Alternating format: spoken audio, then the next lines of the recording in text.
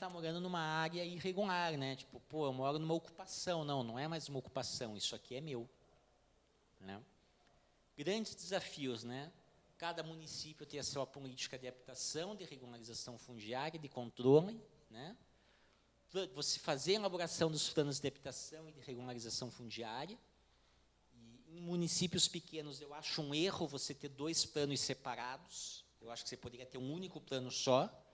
Porque eu não sei se no município de vocês passam por isso. Vocês têm que ter N conselhos, conselho de cultura, conselho de patrimônio, conselho de habitação, conselho de regularização. Você não tem pessoal suficiente para colocar em tanto conselho.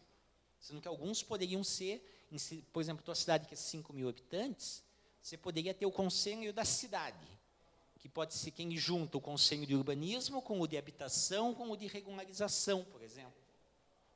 Isso facilita, você centraliza as discussões. Tudo bem, um município como São Paulo, como Curitiba, você tem conselhos separados, concordo. Em municípios pequenos, eu já não concordo. O grande desafio, capacitação, né? Às vezes você não tem equipe no município, ou você tem um único profissional, você pode ter um único engenheiro, que o cara é responsável pela Secretaria de Obras, é responsável pela de Urbanismo, daí ainda cai a regularização fundiária na mesa dele, que ainda cai com os projetos de habitação, que o cara ainda tem que apoiar a Coapar. Humanamente é impossível uma pessoa atender isso. Não tem como. Né? E articular os vários setores sociais, o legislativo, junto com o judiciário, junto com o Ministério Público, junto com o registro de imóveis. Uma reclamação que eu sempre tive das turmas anteriores era no registro de imóveis, pessoal, pô, a gente não tem diálogo com o registro de imóveis, né? É sempre uma guerra, sempre uma guerra, sempre uma guerra, e eu já passei por isso, então eu sei como é uma guerra difícil, né? E com os movimentos populares, associação de moradores, movimentos de luta, né? Pela moradia, ONGs, OCIPs, né? E criação ou fortalecimento de estruturas de controle social. Aqui a gente chamou de Conselho Municipal de Desenvolvimento. Hoje em dia o pessoal está chamando muito de Conselho Municipal das Cidades, ou Conselho da Cidade, né? Aqui a gente ainda fala, né? Cidade, habitação. Eu sou partidário em municípios pequenos, você ter um único conselho para abarcar diversos assuntos, né? Então, aqui uma imagem de São Paulo, só para ilustrar. Isso foi na primeira parte, tá? Agora a gente vai para a segunda, que é a parte chata. Que é o roteiro, basicamente, para vocês, tá? Deixa eu só abrir aqui. Vamos lá.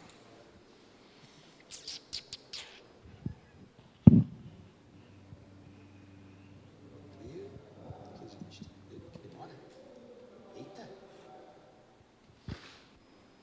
Deixa eu chamar o menino lá na frente.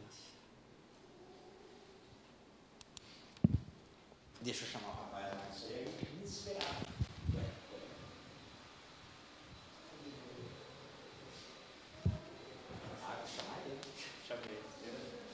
Você? Eu peguei. Ah, tá. Daí, daqui a pouco eu já venho aqui. Tá. É que Esquentou demais? o projetor não gosta de tela preta. Daí, quando ela... Dá aquele pisca e aí... Quando ele pisca preto, daí ele já... Entendi. Ok. Mas daqui a pouco já dá, acabou. Ok? Tá. Mas pode continuar a hora. Não, é que depende da nossa frente, eu vou conversando aqui enquanto isso. Pode ir lendo. Não sei se pela tela. Tá. Então,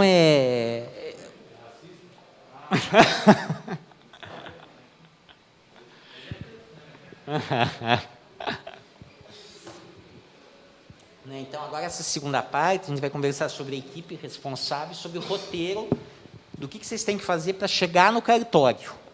Né? Como é que você pede a regularização fundiária em si.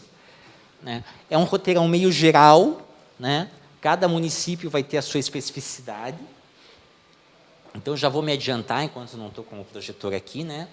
Eu vou deixar meus contatos no final, vocês se sintam à vontade para mandar e-mail, se tiverem dúvidas específicas de cada município depois, que no dia a dia, quando vocês forem ficar, será que isso aqui funciona?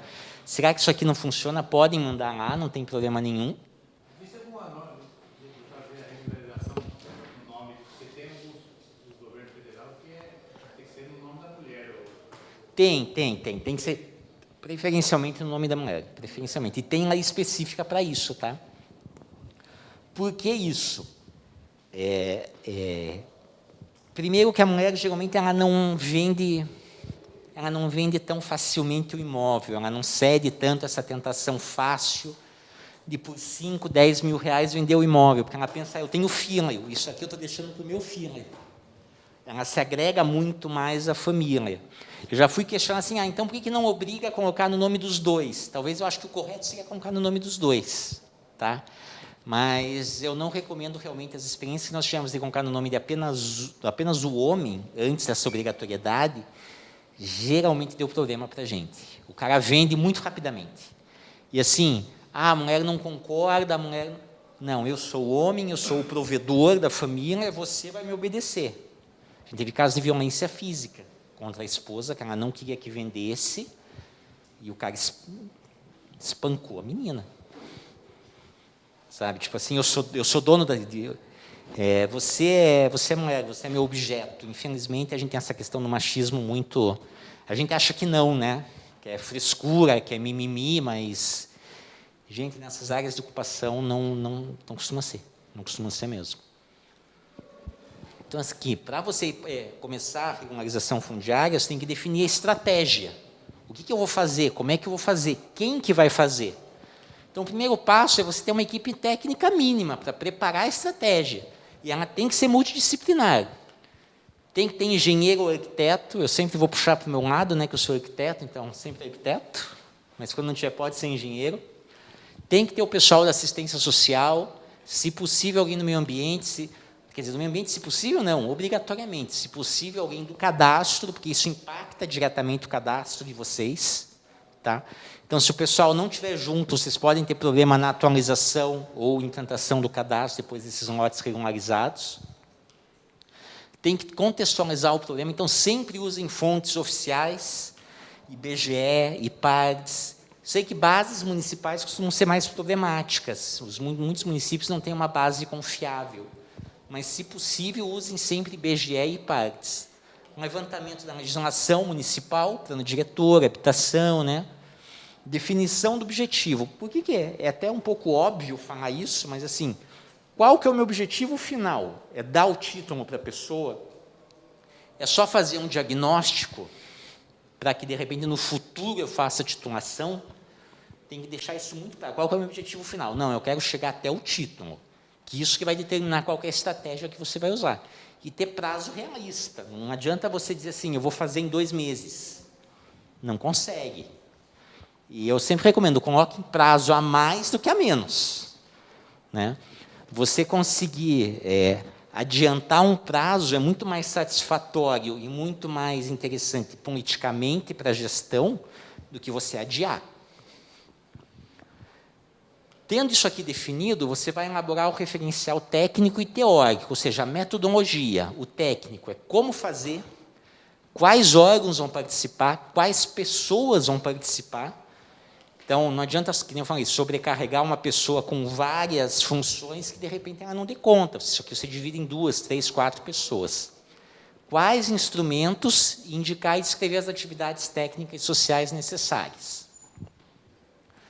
Então, teórico, por exemplo, ações de resguardo do meio ambiente, especialmente nascentes de água, conjugado com ações que indiquem a solução para a ocupação e qual que é a necessidade habitacional de um modo geral. Definir as políticas de curto, médio e longo prazo, que ampliam acesso à terra urbana. Desenvolvimento de ações visando o cumprimento da função social. Sempre procurar associar o problema ambiental com o problema fundiário, que, como eu falei, geralmente as terras ocupadas são as terras que não têm valor. As terras que não têm valor, geralmente, são as terras de APP, que são as que geram maior problema ambiental. Né? Integrar a discussão da irregularidade fundiária com a política de habitação. O senhor Aninho comentou comigo antes da gente começar, mas tudo bem, uma coisa é você ter o título da terra. Mas e a construção? Como é que você faz depois? Porque você tem que averbar essa construção no registro de imóveis. Você tem que dar um alvará de construção ou um alvará de regularização. Regularização da edificação é uma coisa diferente da regularização fundiária. Sempre façam em 2 etapas. Primeiro, uma lei de regularização fundiária. Depois, você pode criar uma lei específica de regularização das edificações. Mas vou comentar um pouquinho mais para frente. Estabelecer canais permanentes de participação da sociedade na formulação, implementação e controle na aplicação dos recursos.